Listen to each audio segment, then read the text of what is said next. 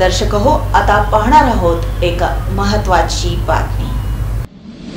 E-POS machine, I scanner machine देऊनही जिल्ह्यामधील ration दुकानदारांकडून ई-केवायसीचा आकडा हलत नव्हता। यामुळे जिल्ह्यातील अनेक दुकानदारांना नोटिसा काढून सूचनाही केल्या। मात्र जिल्ह्यातील ई-केवायसी 75% वर सरकत नसल्याची खंत जिल्हा पुरवठा अधिकारी संतोष सरडे यांनी व्यक्त केली आहे। आता शासनाकडून 30 जून पर्यंत ई-केवायसी साठी मुदतवाढ देण्यात आल्यानं किमान या 2 महिन्यात तरी जिल्ह्यातील रेशन दुकानदारांनी उर्वरित ई-केवायसीचं काम पूर्ण करावं अशी अपेक्षा त्यांनी व्यक्त केली आहे। मंगळवेढा, अक्कलकोट आणि उत्तर सोलापूर तालुक्यामध्ये ई-केवायसीचं काम अत्यंत संथ गतीने सुरू आहे।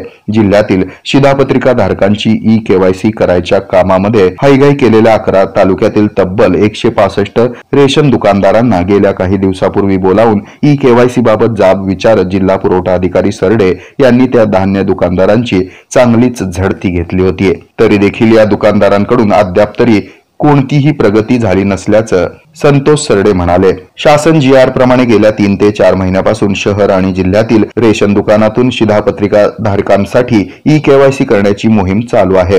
ही मोहीम पूर्ण करण्यासाठी 30 एप्रिल अंतिम मुदत होती। आता ती वाढवून 30 जून पर्यंत करण्यात आली आहे।